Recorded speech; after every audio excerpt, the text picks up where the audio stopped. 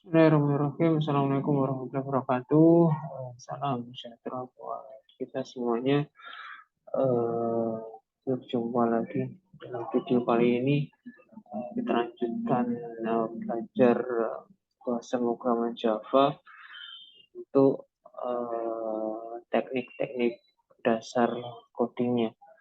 Untuk video kali ini kita akan membahas tentang percabangan, tentang selection, atau beberapa literatur disebut dengan istilah branching, ya, cabang. Baik, ada hal khusus yang ingin saya sampaikan dalam video ini, yaitu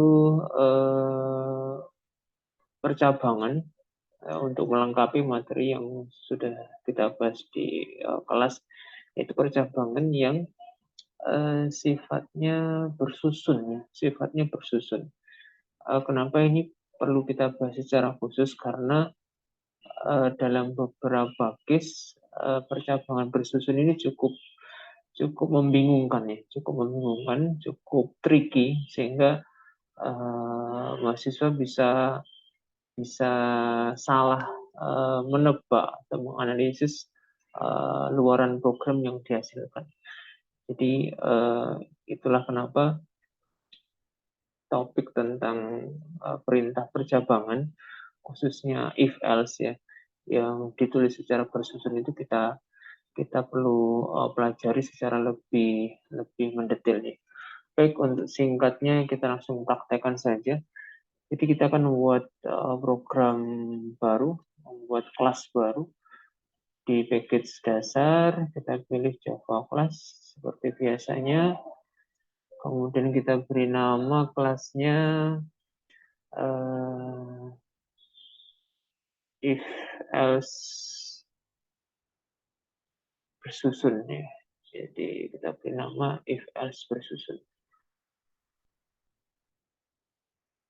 Baik, kita tunggu sebentar. Ya. Oke, sudah muncul source code-nya. Kita hapus bagian komentar yang tidak penting. Ya. Oke, sama seperti program sebelumnya, kita buat main-nya dulu, ya. PSVM tab muncul main. Oke, kita akan membuat program tentang sama dengan kuliah kemarin, tentang seleksi nilai, ya. Kita buat variabelnya dulu, tipenya integer, nama variabelnya nilai. Ya, untuk mempersingkat waktu, tidak kita buat input, ya, tidak kita buat input, kita cukup wakili dengan assignment. Kita beri assignment nilai misalnya nanti 78, ya. Oke. Di program yang kita bahas di kelas, kita membuat seleksi nilai seperti ini. If nilai lebih besar dari sama dengan 80, ya. Misalnya kita beri keterangan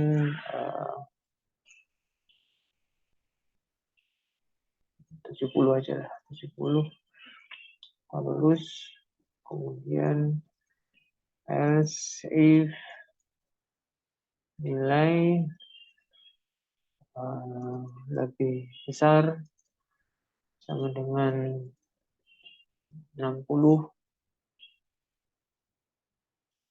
hasilkan hampir lulus.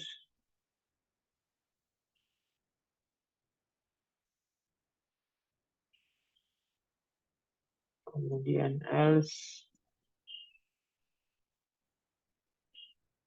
selainnya itu maka belum lulus. Misalnya begini. Oke, baik, ini perintah if, else if, ya, yang kita tulis secara bersusun.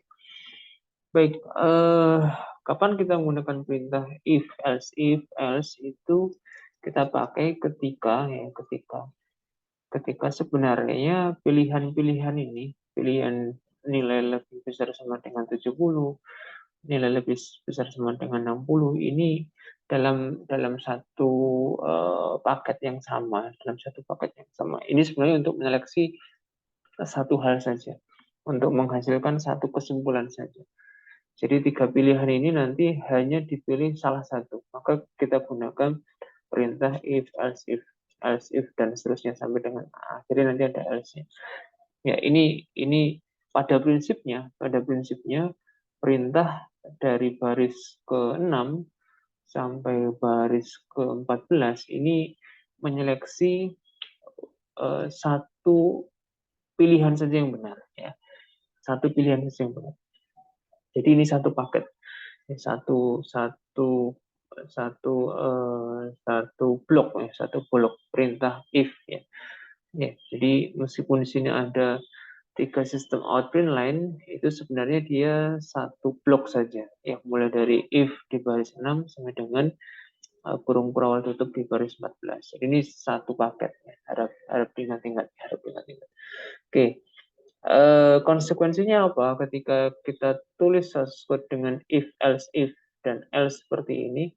Maka ketika salah satu if-nya, ya, salah satu if-nya ini bernilai benar, kondisi yang dicek di if ini bernilai benar, maka dia tidak akan mengeksekusi, ya, tidak akan mengecek lagi else if lainnya. Dia tidak akan mengecek lagi else if lainnya, maupun else, ya, nggak akan pernah dicek. Ya, jadi karena dia satu paket, satu blok, maka sekali dia bernilai true, maka yang lainnya tidak akan pernah dicek, ya. Tidak akan pernah dicek. Oke, kita coba tambahkan lagi, ya, supaya lebih banyak pilihan-pilihannya. Kita tambahkan di sini, misalnya else if nilai lebih besar sama dengan 50, misalnya. Kita beri keterangan ingin lulus. Ya, oke, jadi lebih banyak seperti ini. Iya, jadi 4 perintah sistem outprint line ini pada hakikatnya, ya, dia nanti hanya dieksekusi salah satu saja, ya, salah satu saja. Ya, ini penting untuk diingat-ingat. Ini penting untuk diingat-ingat supaya nanti kita bisa bandingkan dengan if yang bersusun, ya. If yang bersusun. Jadi kalau ini bentuk konstruksi if, else if sampai dengan else, ini dia satu bagian, ya, satu bagian, satu paket, ya, satu paket, satu blok, ya, satu blok, ya. Bukan if yang terpisah. Ya, sehingga kalau kita run dengan nilai 78, maka yang muncul nanti adalah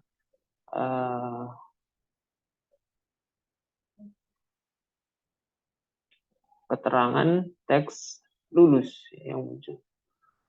Kalau kita pilih nilai misalnya 68, kita run, maka yang muncul adalah hampir lulus.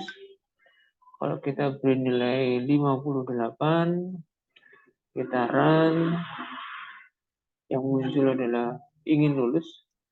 Dan kalau kita beri nilai 8 misalnya, kalau kita run, maka dia muncul belum lulus. Hanya satu teks yang muncul. Ya, ini karakteristik atau ciri khas sifat dari if, else if, ya. Oke. Apa bedanya nanti dengan if yang bersusun? Hati-hati, nanti akan kita tunjukkan.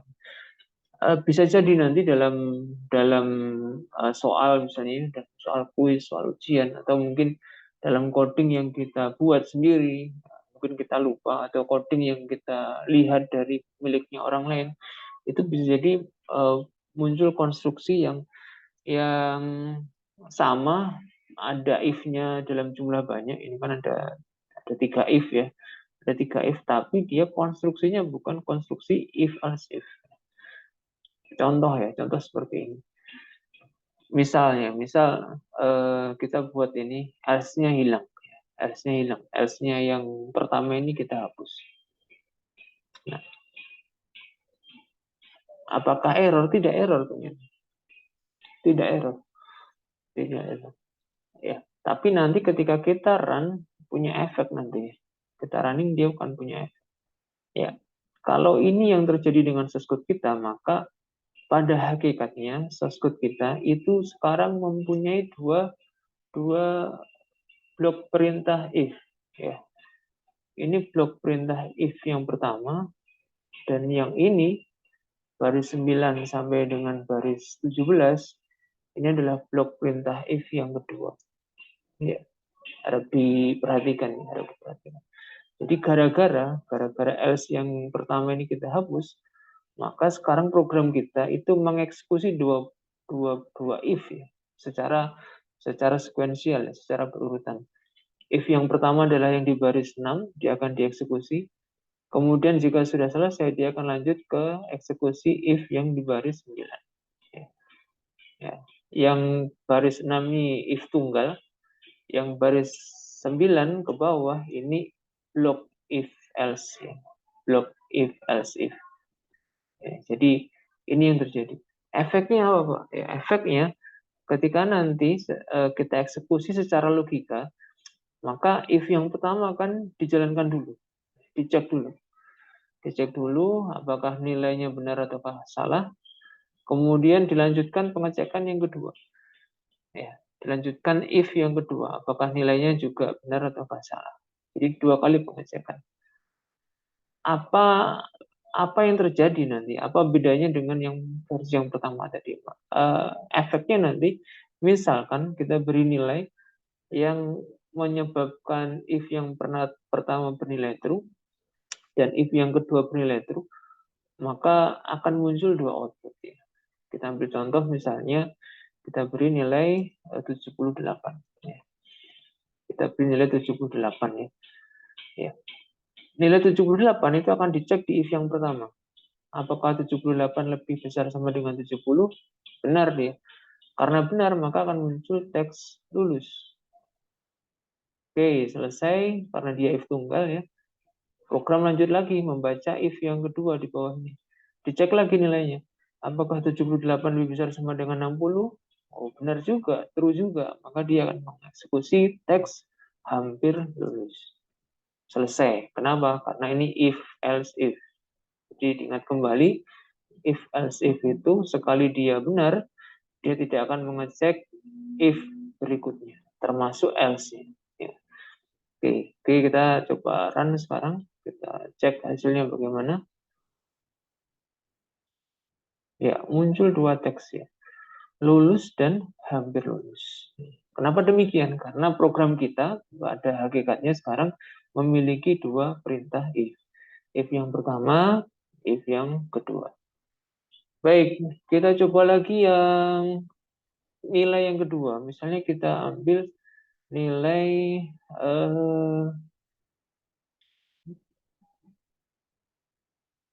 misalnya kita coba dengan nilai 58 misalnya.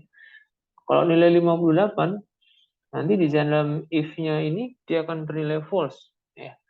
Sehingga if yang pertama tidak menampilkan apapun karena dia if tunggal. Untuk di if else if dia akan true di bagian yang kedua di sini ya. 58 lebih besar dari 50, maka dia muncul ingin lulus. Kita coba tes run. Apakah muncul ingin lulus? Ya. Benar, muncul ingin lulus. Oke, untuk lebih memahamkan ya, if secara bersusun, kita coba modifikasi if yang atas ya. Kita tambahi else ya. Else. Kita tambahkan perintah else, keterangan tidak lulus misalkan ya. Jadi karena if else itu yes or no, ya maka kalau if-nya true dia lulus, jika else maka dia tidak lulus. Misalkan demikian. Nah, maka sekarang source code kita berubah lagi. If-nya tetap 2, tetapi if yang pertama sifatnya if else. Hati-hati ya. Jadi else ini miliknya if yang pertama. Ya. Jadi else ini miliknya if yang pertama. Jikalau di sini nilainya false, maka dia akan eksekusi bagian else. Kemudian baru lanjut ke if berikutnya. Oke, kita kembali ke nilai 58-nya. Kita kembali ke nilai 58. Nilai 58 ketika dicek di nilai lebih besar sama dengan 70, dia nilainya false ya. Maka dia akan lari ke else. Karena ada else-nya. Ya, karena if di baris 6 ini ada else. Sehingga ketika nilai dicek di sini bernilai salah, dia otomatis akan eksekusi bagian else-nya. Apa itu? Dia menampilkan teks tidak lulus. Setelah itu apa yang dilakukan, Pak? Yang setelah itu dilakukan adalah mengerjakan, mengeksekusi if yang ada selanjutnya. Ya, dicek 58 ada di mana, 58 true-nya di sini. Maka nanti akan muncul ingin lulus. Sehingga ada dua teks yang akan muncul ya. Tidak lulus dan ingin lulus. Kita coba cek hasilnya. Ya, dua teks muncul, tidak lulus dan ingin lulus. Jadi hati-hati, ya hati-hati ketika kita bertemu dengan atau menggunakan ya mengetikkan source code yang modelnya if secara bersusun. Mungkin maksudnya benar, tetapi ketika kita salah menuliskan seperti ini, jadinya aneh nanti ya. Luaran program ini kita jadinya aneh. Oke ya, baik. Untuk lebih jelasnya lagi, kita coba modifikasi source code kita. Kita hapus else yang kedua ini yang di baris 13. Kita hapus else ini. Ya, apakah error? Tidak error. Kenapa? Ya, karena sekarang program kita itu punya 3 blok if ya. Jadinya. Jadi if yang pertama if else ya. Kemudian if yang kedua if tunggal ya. Kemudian if yang ketiga if else. Ya. Asalnya kan tadi satu if ya, satu blok if, kemudian kita modifikasi, kita hapus else-nya.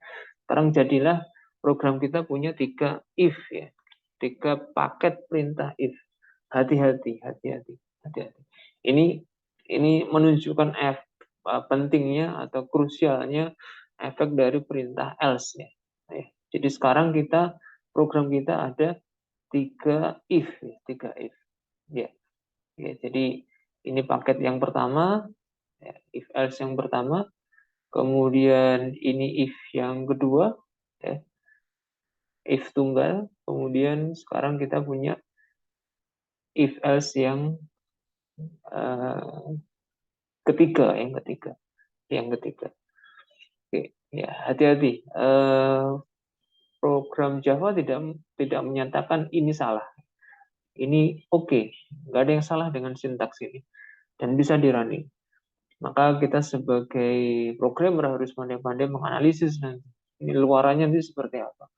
Jalannya program seperti apa. Jadi hati-hati ketika situasi kondisi source code-nya begini. Akan lebih mudah atau akan sangat mudah kita bisa menganalisis source code ini ketika source code-nya kita tulis secara rapi. Ya, secara rapi. Ya.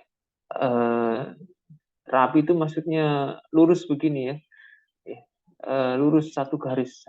Ya, kita dengan mudah bisa menganalisis ini sifatnya sejajar atau menjadi subbagian ya. Sejajar atau subbagian. Kalau subbagian maka tulisannya menjorok seperti ini ya. Sistem ini kita tab ke dalam, ini berarti sistem miliknya if ya. Seperti itu. Jadi kalau dia merupakan bagian ya, atau sub dari blok source code yang di atasnya, maka kita tulis menjorok menggunakan tab. Tapi kalau dia lurus, ya lurus seperti if ini, tiga-tiganya lurus ini, maka dia setara, sejajar, sehingga eksekusinya nanti akan sekuensial, urut dari atas ke bawah. Ini yang pertama, selesaikan if else. Setelah selesai lanjut ke if tunggal, setelah selesai lanjut ke if else yang ketiga. Ya, kalau sudah 3 ini, maka dimungkinkan 3 tulisan bisa muncul untuk satu nilai.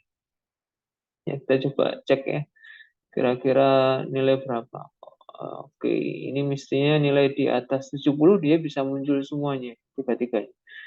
Kita coba dengan nilai 70 misalnya.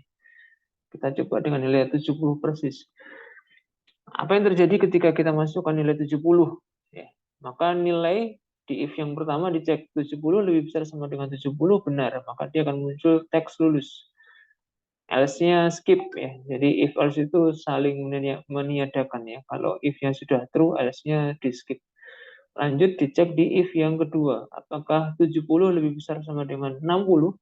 Maka dia bernilai benar. Karena benar, maka muncul teks hampir lulus. Oke, if kedua selesai, nggak ada else-nya, ya nggak ada masalah. Lanjut ke if yang ketiga. Dicek lagi di sini. Apakah 70 lebih besar sama dengan 50? Benar juga. Karena benar, maka tampilkan teks ingin lulus. Else-nya di skip ya. Sehingga nanti akan muncul 3 teks. Oke, kita coba cek run. Ya, kita lihat hasilnya. Ya, betul. Jadi muncul 3 teks ya. Lulus, kemudian hampir lulus, dan yang ketiga ingin lulus. Ya, baik. Jadi dari sini kita belajar untuk hati-hati, ya, untuk hati-hati ketika kita menuliskan perintah perjabangan if else dalam bentuk yang bersusun ya, dalam bentuk yang bersusun.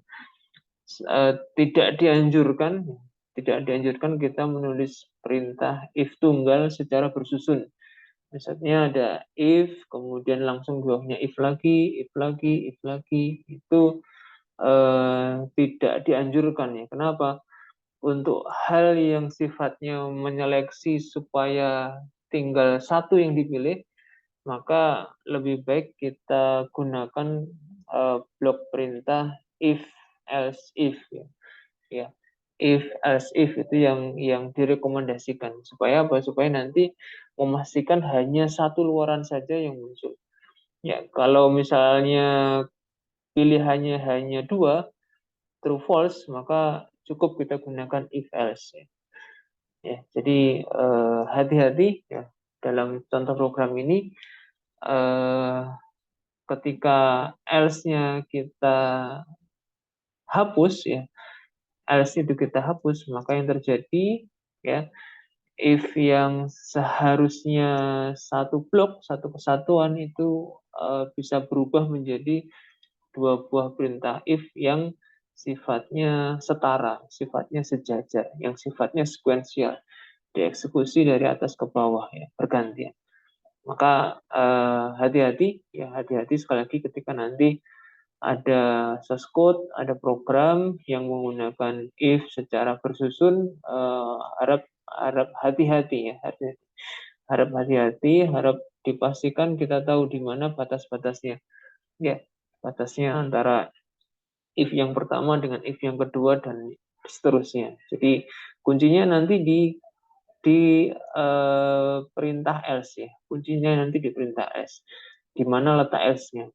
Itu yang menentukan nanti pasangan if-nya yang mana. Baik, saya kira itu sedikit tambahan untuk bahan belajar di pekan ini tentang perintah if else secara bersusun, di mana bisa jadi dalam sebuah program kita akan menuliskan source code if else secara bersusun, dan itu memang memiliki tingkat kesulitan tersendiri ya dibandingkan perintah if else secara blok ya, secara blok. Jadi harap hati-hati ketika nanti menulis source code atau membaca source code yang di dalamnya terdapat perintah if secara bersusun ya, secara bersusun. Karena bisa jadi nanti ada hal-hal yang sifatnya sifatnya tricky, dan kita harus hati-hati dan harus teliti. Mungkin cukup sampai di sini dulu untuk video kali ini. Selamat belajar, selamat mencoba, selamat berlatih. Semoga ilmunya bermanfaat. Nah, kita jumpa lagi di video-video berikutnya. Sekian dari saya. Terima kasih atas perhatiannya. Assalamualaikum warahmatullahi wabarakatuh.